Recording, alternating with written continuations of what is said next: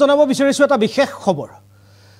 বিশ্বত গোলকীয় উষ্ণতা বৃদ্ধি হোৱাৰ বাবে বতৰে নিজৰ যি বৈশিষ্ট্য হেৰুৱাইছে যাৰ ফলত একেটা সময়তে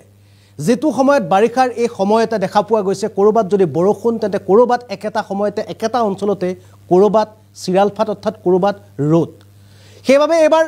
বতৰৰ এই তাৰতম্যৰ বাবে এবাৰ বৰষুণ কামনা কৰি একাংশ এবাৰ এখন জিলাৰ মুছলমান জনতাই সংখ্যালঘু জনতাই তেওঁলোকে শ সংখ্যালঘু জনতাই এবাৰ পথাৰলৈ গ'ল আৰু পথাৰত তেওঁলোকে সমূহীয়াভাৱে নামাজ পঢ়িলে পথাৰত কেৱল তেওঁলোকৰ নামাজ পঢ়াৰ এটাই কাৰণ হৈছে বৰুণ দেৱতা সন্তুষ্ট কৰি যাতে এজাক বৰষুণ আহে আৰু যি জাক বৰষুণে তেওঁলোকৰ যাতে খেতি পথাৰ সুন্দৰ কৰে আৰু এই দৃশ্য হসাকৈ এক অনন্য এক দৃশ্য আহিছে যে দৃশ্য আমি যি খবৰ এবাৰ আপোনালোকক জনাব বিচাৰিছো এই খবৰ হৈছে অসমৰ এটা খবৰ য'ত শ মুছলমান জনতাই এবাৰ তেওঁলোকে পথাৰলৈ গৈ সমূহীয়া নামাজ আদা কৰিছে বৰষুণৰ কামনা কৰি আমি জনাব বিচাৰিছো এটা বিশেষ খবৰ বৰষুণৰ অভাৱত চিৰালফাট মেলিছে পথাৰত বৰষুণৰ অভাৱত চিৰালফাট মেলিছে পথাৰত বিপাঙত পৰিছে কৃষক বিপাঙত পৰিছে কৃষিজীৱী জনতা আৰু বৰষুণ বিচাৰি পথাৰত নামিল এবাৰ শ মুছলমান জনতা বৰষুণ কামনা কৰি পথাৰত শ মুছলমানৰ নামাজ শ মুছলমান জনতাই এবাৰ নামাজ আদা কৰিছে বৰুণ দেৱতাক সন্তুষ্ট কৰিবলৈ সংখ্যালঘু জনতাৰ নামাজ তেওঁলোকে মুকলিকৈ পথাৰত এবাৰ শ জনতাই নামাজ আদা কৰিছে 10-12খন গাঁৱৰ কৃষক জনতাই আদা কৰিলে নামাজ আদা কৰিলে পথাৰত নাই জলসিঞ্চন ব্যৱস্থা চৰকাৰৰ কোনো জলসিঞ্চন ব্যৱস্থা নাই যাৰ ফলত উপায়হীন সংখ্যালঘু জনতাই নেদেখাজনৰ ওচৰত কৰিলে প্ৰাৰ্থনা আৰু নেদেখাজনৰ ওচৰত প্ৰাৰ্থনা কৰি তেওঁলোকে বৰষুণ বিচাৰিছে যাতে এজাক বৰষুণে জিপাল কৰে তেওঁলোকৰ খেতি পথাৰ আৰু এই দৃশ্য হৈছে গোৱালপাৰাৰ টিপলাই অঞ্চলৰ কৃষকে শ টিপলাই অঞ্চলৰ কৃষকে এনেদৰে তেওঁলোকে পথাৰলৈ গৈ 12-13খন গাঁৱৰ জনতাই একগোট হৈ তেওঁলোকে পথাৰত নামাজ আদা কৰাৰ এক অনন্য দৃশ্য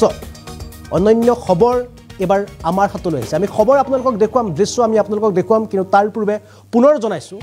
যে হসাকৈ বতৰৰ তাৰতম্যৰ বাবে এয়া দেখিছে আপোনালোকে এই বিশেষ দৃশ্য এই দৃশ্য আমি আপোনালোকক দেখুৱাইছো এনেদৰে শ মুছলমান জনতাই তেওঁলোকে নামাজ আদা কৰিছে পথাৰত গৈ তেওঁলোকে কামনা কৰিছে নেদেখাজনৰ ওচৰত যাতে নেদেখাজনে সন্তুষ্টি লাভ কৰি যাতে এজাক বৰষুণ ধৰাৰ বুকলৈ নমাই আনে কিন্তু যদি চোৱা যায় তেন্তে একেটা সময়তে কালি নিশা আপোনালোকে দেখা পাইছিল কেনেদৰে শিল বৰষুণৰ পৰা আৰম্ভ কৰি বতাহ ধুমুহা বিজুলী ঢেৰেকণিয়ে উজনি অসমৰ লগতে মধ্য অসমৰ বহু অঞ্চল প্লাবিত কৰাৰ লগতে ধুমুহাৰ প্ৰকোপত গৃহহীন হৈছিল শ জনতা আৰু সেই সময়তে দেখা পোৱা গৈছে এনেদৰে এবাৰ শ সংখ্যালঘু জনতাই নামাজ আদা কৰিছে পথাৰলৈ গৈ যদি সম্ভৱ হয় আমি নামাজ আদা কৰা দৃশ্যটো সম্পূৰ্ণ ভিজুৱেলছ সম্পূৰ্ণ ফুল স্ক্ৰীনত দেখুৱাবলৈ চেষ্টা কৰিম উইথ এম্বিয়েন্স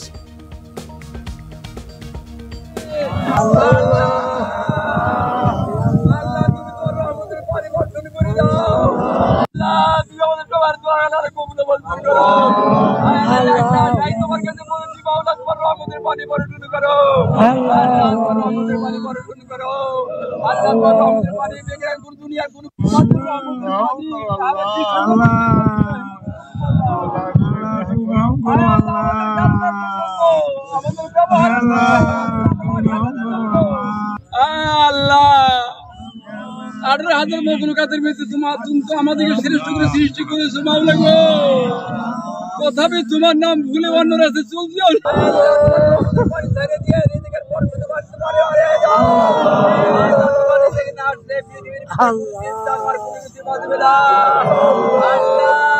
আল্লাহ বুখারী ধরে হাদিসে বলেছে আল্লাহর নবী সাহাবা জিজ্ঞাসা করলেন ইয়া রাসূলুল্লাহ সাল্লাল্লাহু আলাইহি সাল্লাম বৃষ্টি নাই ওরাহারি হয়ে গেছে মাওলা আল্লাহর রাসূল জুমার পরে দুয়ার পরের বৃষ্টি আরম্ভ হয়েছে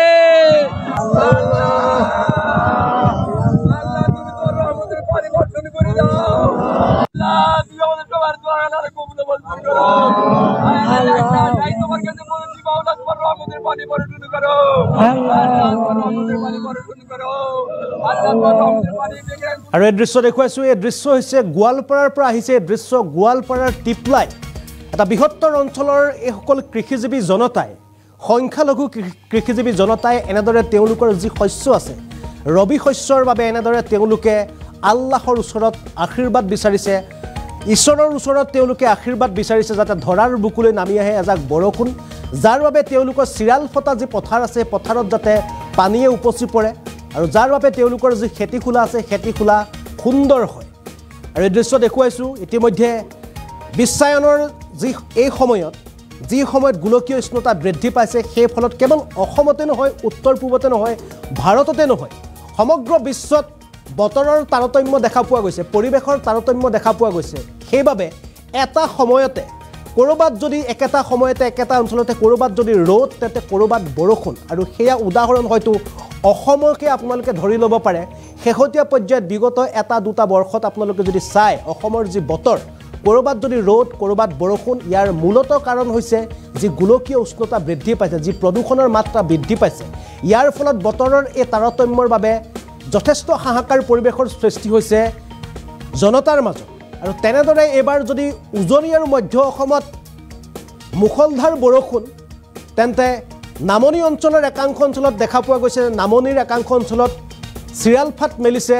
বৰষুণৰ অভাৱত আৰু এনেদৰে বৰষুণৰ কামনা কৰি বৰুণ দেৱতাক সন্তুষ্ট কৰি এওঁলোকে এনেদৰে আৱেগিক হৈ তেওঁলোকে আল্লাহৰ ওচৰত দোৱা মাগিছে যাতে আল্লাহে সন্তুষ্ট কৰি এজাক বৰষুণ ধৰাৰ বুকুলৈ নমাই আনে যাৰ বাবে তেওঁলোকে যি বছৰটোৰ বাবে তেওঁলোকে যি খেতু খোলা কৰিছে নিজৰ পৰিয়ালটো পোহপাল দিবৰ কাৰণে বেপাৰ বাণিজ্যৰ কাৰণে যিসমূহ তেওঁলোকৰ খেতি খোলা কৰিছে খেতি খোলা যাতে সুন্দৰ হয় শস্য শ্যামলা হয় লগতে যিসমূহ ৰবি শস্য কৰিছে ঘৰৰ কাৰণে বা বেপাৰৰ কাৰণে সেই ৰবি শস্যও যাতে সুন্দৰ হয় আৰু সেইবাবে তেওঁলোকে উপায়হীন কৃষকে এনেদৰে পথাৰলৈ গৈ শ শ সংখ্যালঘু কৃষিজীৱী জনতাই এনেদৰে তেওঁলোকে আল্লাহৰ ওচৰত দোৱা মাগিছে যাতে এজাক বৰষুণ ধৰাৰ বুকুলৈ আহে আৰু এই দৃশ্য হৈছে আমাৰ গোৱালপাৰা জিলাৰ টিপলাই অঞ্চলৰ টিপলাই 10-12খন গাঁৱৰ জনতাই এনেদৰে তেওঁলোকে আল্লাহৰ ওচৰত দোৱা মাগিছে মুকলি পথাৰত তেওঁলোকে সমূহীয়া নামাজ আদা কৰি এই মুহূৰ্তত আমাৰ ওচৰত মন্তব্য আছে আমি পুনে পুনে আপোনালোকক এবাৰ এই মন্তব্য দেখুৱাবলৈ চেষ্টা কৰিছোঁ আজি দীৰ্ঘদিন ধৰি বৰষুণ হোৱা নাই বৰষুণ নোহোৱাৰ ফলত আমাৰ খেতি পথাৰৰ ধানখিনি নষ্ট হৈ যাই আছে ধানখিনি এতিয়া অলা অৱস্থা কিন্তু বৰষুণ নোহোৱাৰ ফলত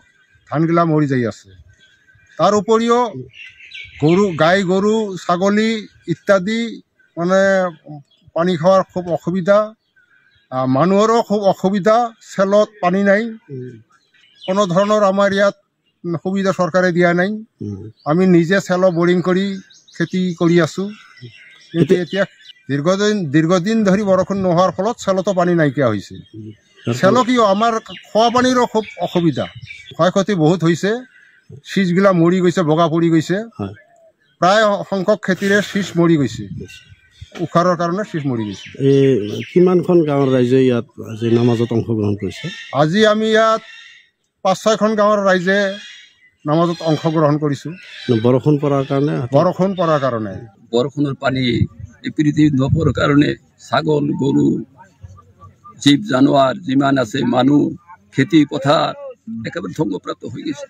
সেইকাৰণে বিভিন্ন এলেকাৰ পৰা বিভিন্ন ধৰণৰ মানুহ শিক্ষিত মানুহ যুৱক বন্ধু বান্ধৱ স্কুল কলেজৰ ল'ৰা ছোৱালী মাদ্ৰাছাৰ ল'ৰা ছোৱালী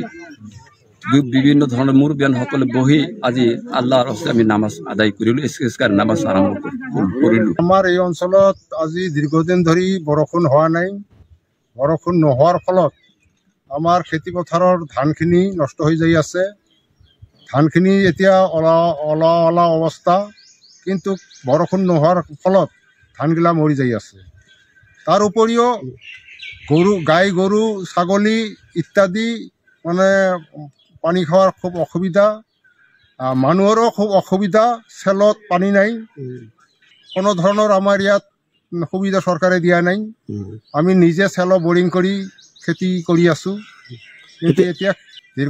দীৰ্ঘদিন ধৰি বৰষুণ নোহোৱাৰ ফলত চেলতো পানী নাইকিয়া হৈছে চেল কিয় আমাৰ খোৱা পানীৰো খুব অসুবিধা ক্ষয় ক্ষতি বহুত হৈছে শীষগিলা মৰি গৈছে বগা পৰি গৈছে প্ৰায় সংখ্যক খেতিৰে শীষ মৰি গৈছে উখাৰৰ কাৰণে শীষ মৰি গৈছে কিমানখন গাঁৱৰ ৰাইজে ইয়াত আজি নামাজত অংশগ্ৰহণ কৰিছে আজি আমি ইয়াত 5-6খন গাঁৱৰ ৰাইজে নামাজত অংশগ্ৰহণ কৰিছোঁ। বৰষুণ পৰাৰ কাৰণে বৰষুণ পৰাৰ কাৰণে বৰষুণৰ পানী এই পৃথিৱীত নপৰাৰ কাৰণে ছাগল গৰু জীৱ জানোৱাৰ যিমান আছে মানুহ খেতি পথাৰ একেবাৰে ধ্বংসপ্ৰাপ্ত হৈ গৈছে। সেইকাৰণে বিভিন্ন এলেকাৰ পৰা বিভিন্ন ধৰণৰ মানুহ শিক্ষিত মানুহ যুৱক বন্ধু বান্ধৱ স্কুল কলেজৰ ল'ৰা ছোৱালী মাদ্ৰাছাৰ ল'ৰা ছোৱালী বিভিন্ন ধৰণৰ মুৰব্বীয়ানসকলে বহি আজি আল্লাহৰ হস্তে আমি নামাজ আদায়